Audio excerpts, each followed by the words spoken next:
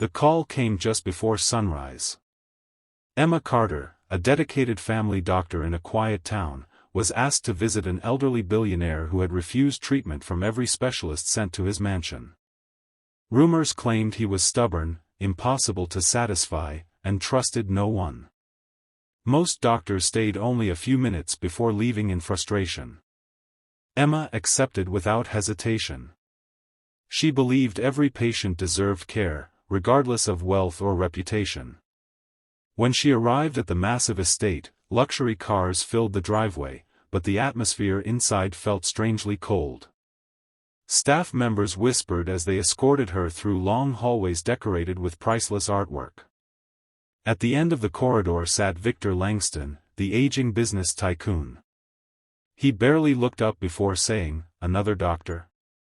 You'll leave like the rest." Instead of defending herself, Emma smiled politely and replied, "I'm not here to impress you. I'm here to understand what's really wrong." For the first time in weeks, Victor looked at a doctor with genuine curiosity. Emma didn't begin by reaching for her medical bag. Instead, she pulled up a chair and quietly observed Victor for a few moments. His breathing was uneven, his hands trembled slightly, and his eyes carried the exhaustion of someone who hadn't slept peacefully in months. "I've already heard every diagnosis imaginable," Victor muttered. "If you're here to repeat them, you can save your time." Emma remained calm. "I'm not interested in guessing," she replied. "First, I want to know how you've been living, not just how you've been feeling." The question caught him off guard. As they talked, Emma noticed untouched meals on the table, several prescription bottles scattered across the room, and a schedule packed with business meetings despite his declining health. It became clear that Victor wasn't simply battling illness. He was trapped in a life that never allowed him to slow down. For the first time, he answered every question honestly, while the household staff watched in surprise from the doorway. No doctor had ever taken this approach before. After nearly an hour of conversation, Emma finally began the physical examination. She carefully reviewed Victor's medical records, compared his recent test results, and checked every medication he had been prescribed. Something immediately stood out. Several drugs were treating the same condition, while others created side effects that only made him weaker. "Who approved all of these together?" Emma asked. Victor shrugged. "Different specialists. Each added something new." Emma slowly shook her head. "That explains why you're getting worse instead of better." Before making any changes, she requested fresh blood tests and contacted the laboratory herself instead of relying on reports from previous clinics. She wanted facts, not assumptions. Meanwhile, Victor's personal assistant quietly warned her. "The family expects quick results. If you can't improve his condition within a few days, they'll replace you too." Emma simply smiled. "My job isn't to satisfy expectations. It's to make the right decisions for my patient." Those words spread through the mansion faster than anyone expected. The new test results arrived the following morning, confirming Emma's suspicions. Victor's biggest problem wasn't a rare disease at all. His body was reacting badly to a combination of medications that should never have been taken together for so long. The treatment meant to help him had quietly become part of the problem. Emma immediately prepared a safer recovery plan. It included reducing unnecessary prescriptions, improving his diet, scheduling regular monitoring, and adding simple daily walks instead of more medication. When Victor's eldest son reviewed the plan, he frowned. "That's it? We expected advanced procedures, not lifestyle changes." Emma met his gaze without hesitation. Medicine isn't about choosing the most expensive option. It's about choosing the right one. Her confidence irritated some family members, who believed a famous specialist would offer a more impressive solution. Behind closed doors, they began discussing whether Emma should be dismissed before her plan had a chance to work. Victor listened quietly to the debate before speaking. She stays, he said firmly. For the first time, someone is treating me instead of my bank account. Over the next several days, Emma followed the recovery plan with remarkable consistency. Instead of adding stronger medication, she focused on removing what Victor no longer needed. His meals became balanced, his daily routine slowed down, and short walks through the estate gradually replaced endless hours in his office. The improvements were subtle at first. Victor slept through the night without waking repeatedly, his appetite returned, and the constant fatigue that had haunted him for months slowly began to fade. Not everyone welcomed the progress. One afternoon, Victor's nephew, Daniel, confronted Emma in the hallway. "You're changing too much," he said coldly. "This family has relied on the best specialists for years. Don't expect us to believe a small-town doctor knows better." Emma remained composed. "I'm not asking anyone to believe me," she replied. "Let his recovery speak for itself." From a nearby doorway, Victor overheard every word. Without saying anything, he quietly smiled, realizing that Emma's confidence came from knowledge, not pride. A week later, Victor returned for another examination. Emma compared his latest test results with the previous ones and was encouraged by what she saw. His blood pressure had stabilized, the inflammation markers were dropping, and his energy was steadily improving. For the first time in months, the numbers reflected real progress. News of his recovery spread quickly through the mansion, but not everyone seemed pleased. Daniel quietly met with the family's longtime financial advisor, insisting that Victor shouldn't change the routines that had kept the business under their control. Their conversation ended the moment Emma walked into the room. She sensed the tension but chose not to interfere. Later that evening, Victor asked Emma a question no one had expected. "Tell me honestly," he said. "If you hadn't come, how much longer would this have continued?" Emma paused before answering. "Your condition would have kept getting worse," she admitted. "Not because your illness couldn't be treated, but because no one stopped to question the treatment itself." Victor nodded silently, realizing the greatest danger had never been his age. It had been years of unquestioned decisions. As Victor regained his strength, he slowly resumed overseeing parts of his company. During a routine meeting, he noticed something unusual. Several major contracts had been approved while he was too ill to review them personally. The signatures were valid, but the decisions didn't reflect his usual standards. Curious, he asked for the complete records. Emma wasn't involved in the business, yet she noticed how stressed Victor became after reading the documents. His heart rate climbed, and the exhaustion she had worked so hard to reduce began returning. "You don't have to solve everything today," she reminded him. Victor sighed. "For months, I thought my greatest enemy was illness. Now I'm starting to wonder if it was distraction." Meanwhile, Daniel quietly encouraged other relatives to convince Victor that Emma's role should end now that his health had improved. "She's a doctor," he insisted. "She doesn't belong in family matters." But Victor had already made up his mind. "She isn't here because she's family," he said. "She's here because she earned my trust when no one else did." The following morning, Victor called for a private meeting with the company's senior executives. Instead of discussing profits, he asked a simple question.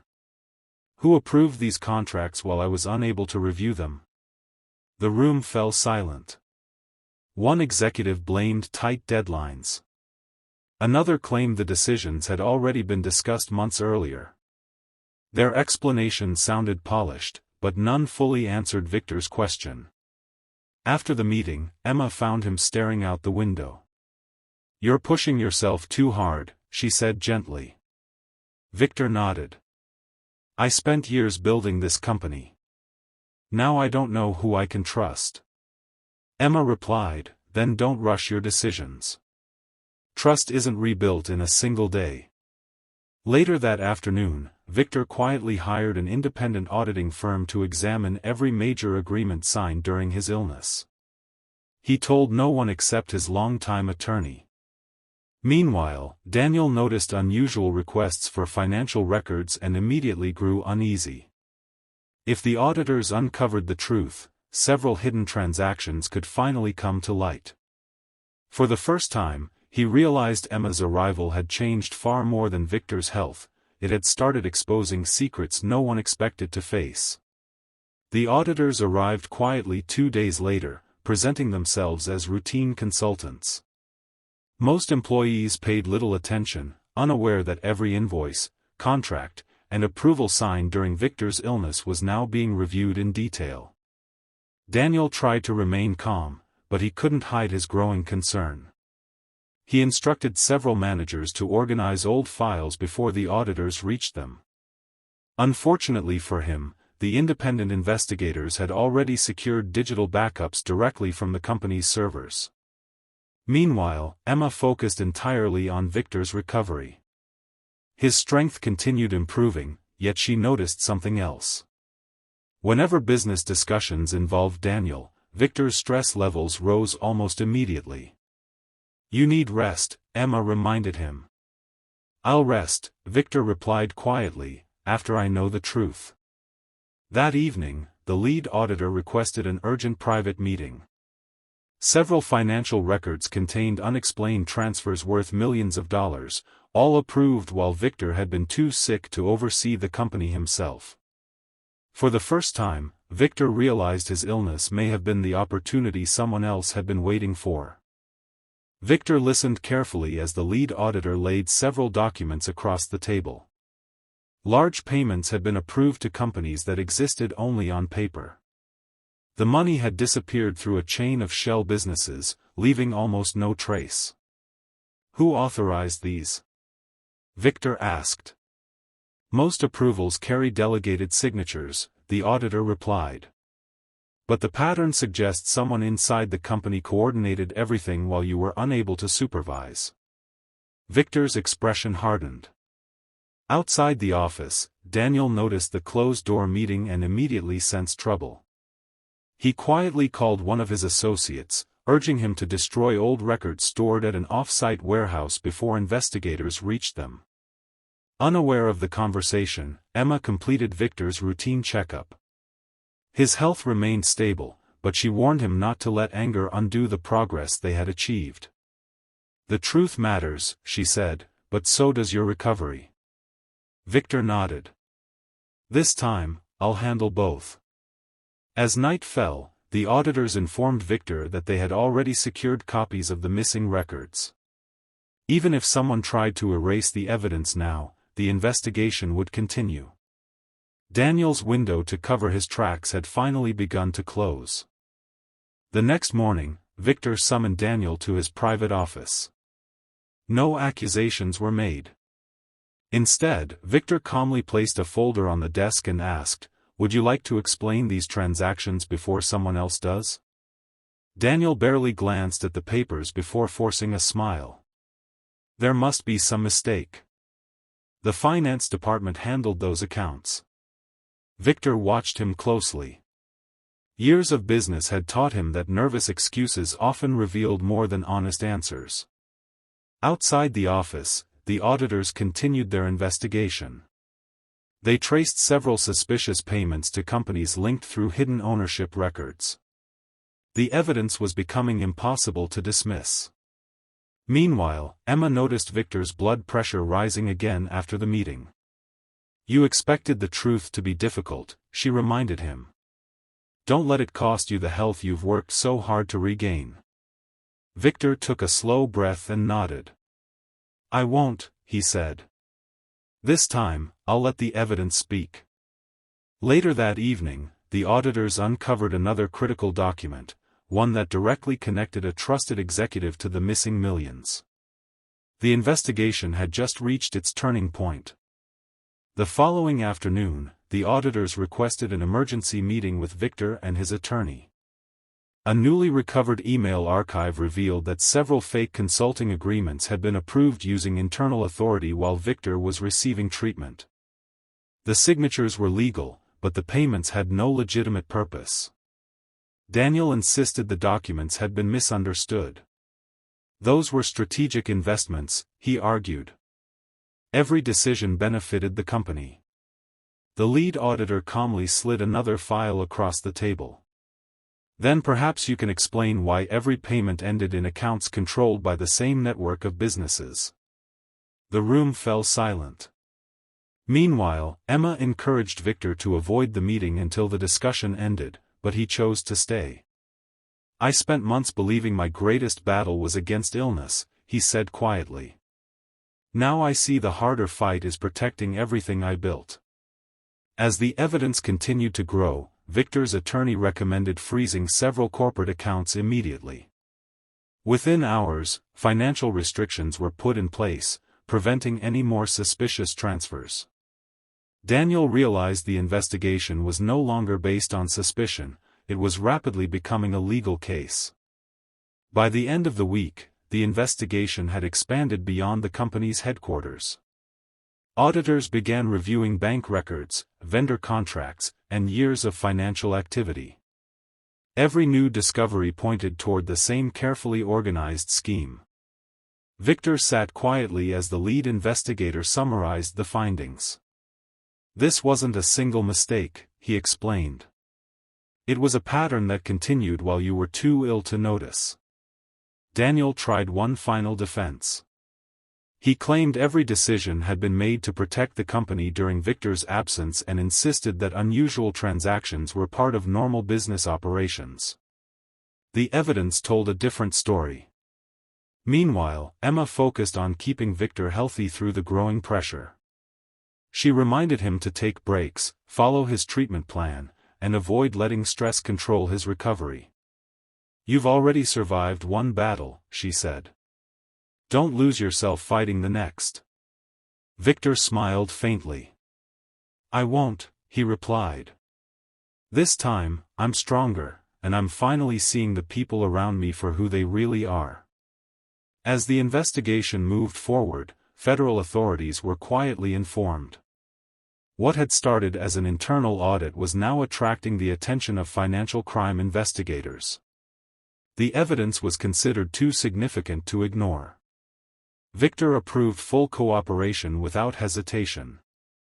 "If anyone abused my trust," he said, "they'll answer for it through the proper process." Daniel, sensing the situation slipping away, attempted to convince several employees to support his version of events. A few agreed at first, but once they learned the auditors possessed emails, payment records, and digital backups, most refused to get involved. Emma watched Victor closely throughout the stressful week.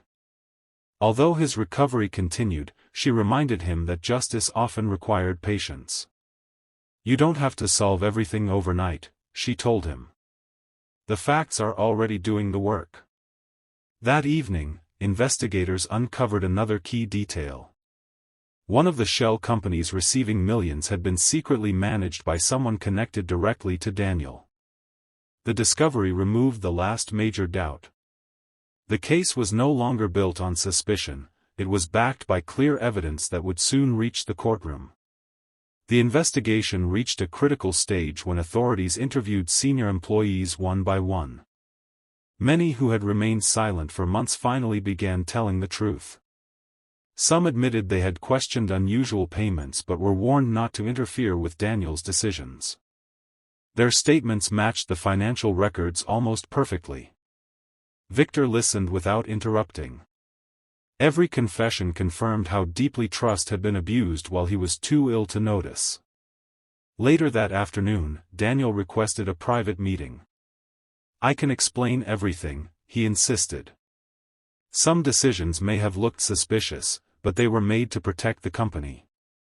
Victor calmly shook his head. "If your actions were honest," he replied, "the evidence will prove it. If they weren't, no explanation will change the facts."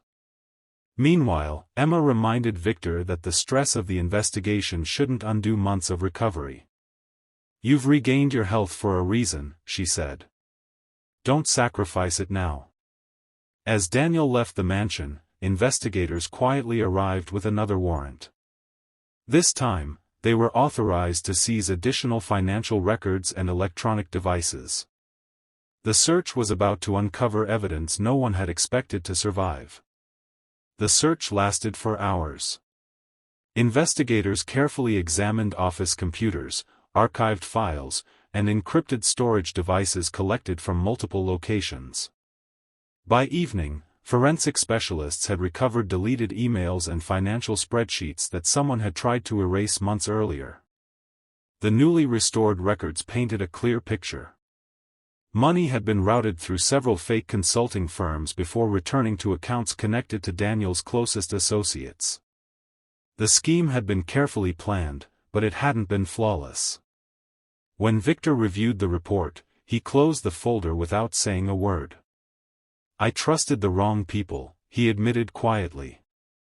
Emma replied, "Trust isn't a weakness. Ignoring the truth would have been." Meanwhile, Daniel learned that the deleted files had been recovered. Realizing the evidence could no longer be hidden, he contacted his lawyer and prepared for the legal battle ahead. The next morning, authorities officially froze several remaining accounts linked to the investigation. With every passing hour, the case against Daniel grew stronger, while Victor finally felt that both his health and his company were beginning to recover. A few days later, investigators presented their findings to prosecutors. The evidence included recovered emails, hidden financial records, and witness statements from employees who had finally decided to cooperate. Together, they revealed a carefully organized fraud that had operated for months while Victor was unable to manage the company. Daniel appeared confident in public, insisting he had done nothing wrong. But behind closed doors, his legal team warned him that the evidence was becoming overwhelming. Victor, meanwhile, focused on rebuilding rather than seeking revenge.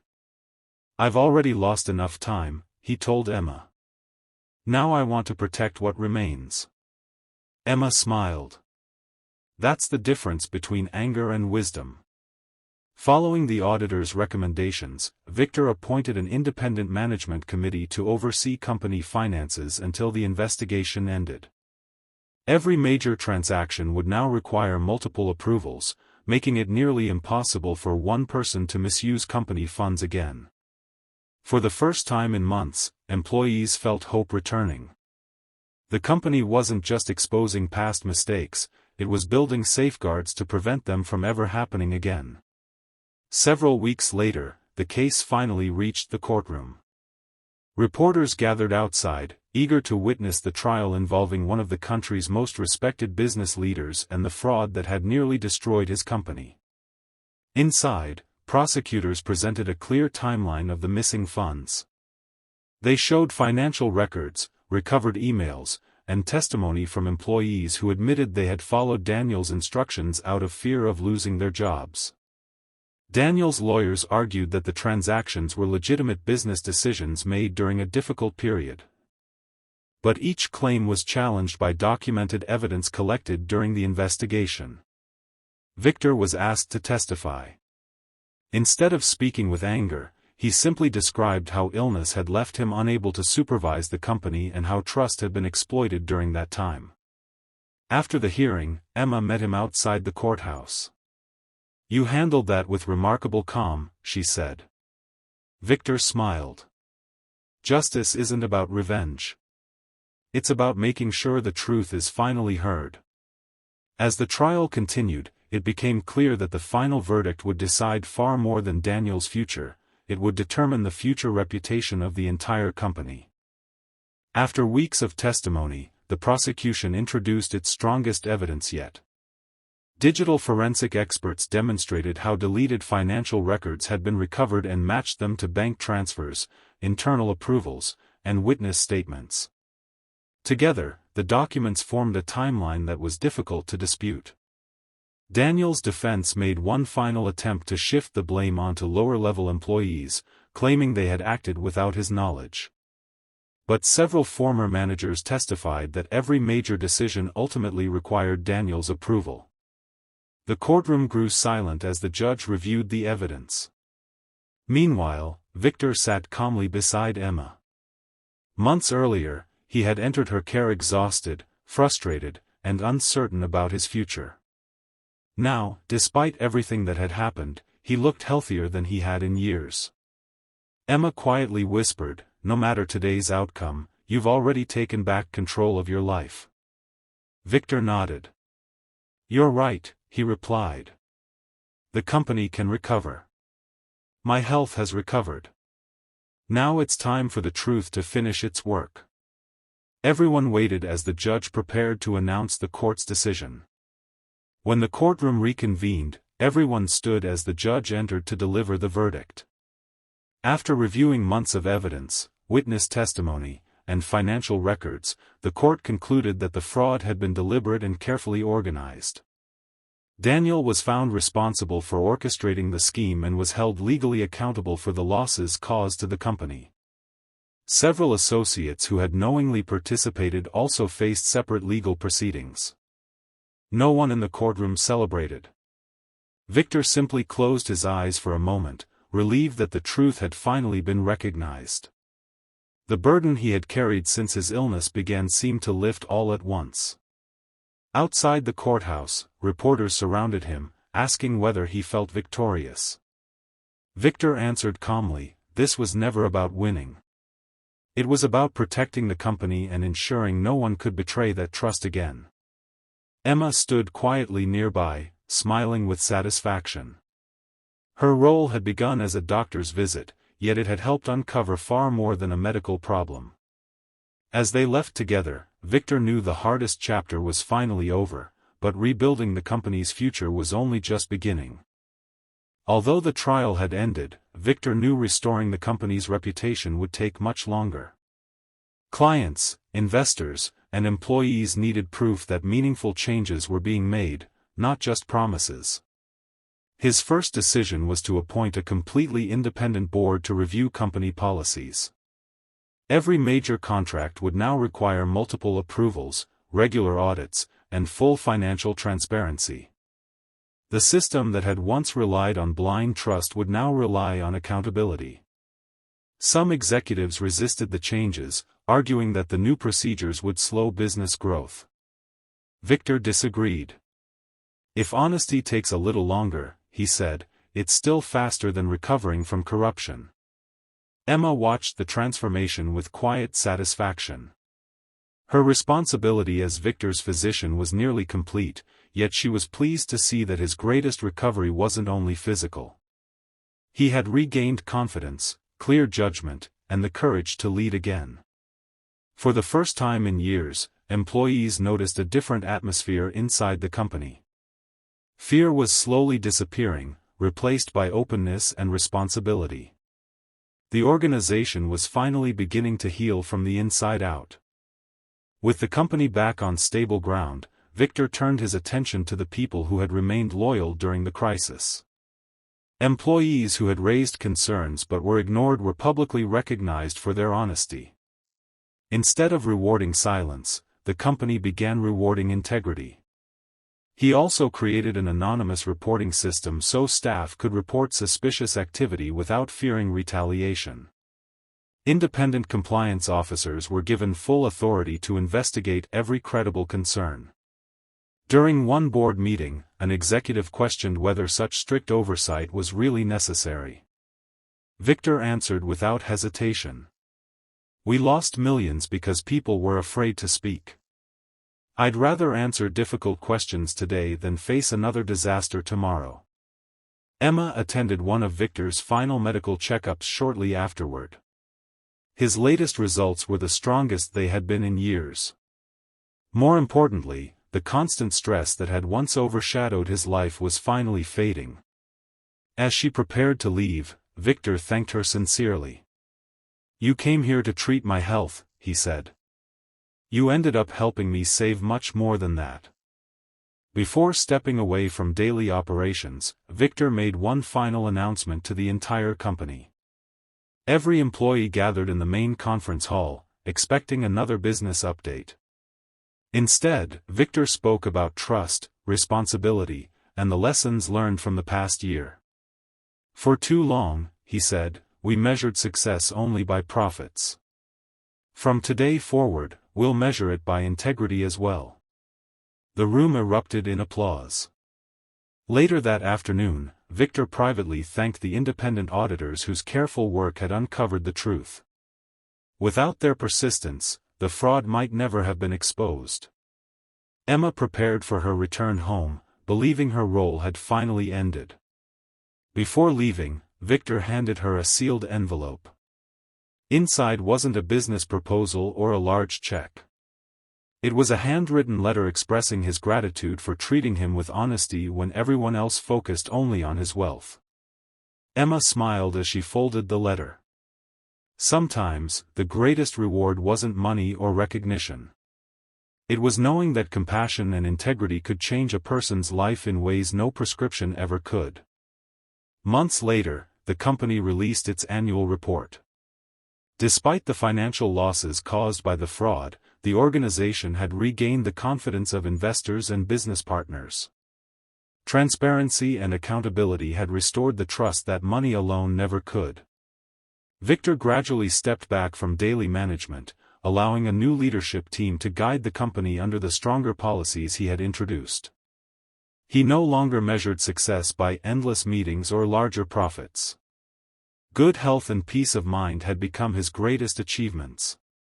Before Emma returned to her clinic, Victor invited her for one final conversation. I spent years believing success meant controlling everything, he admitted. You taught me that real strength comes from knowing when to listen.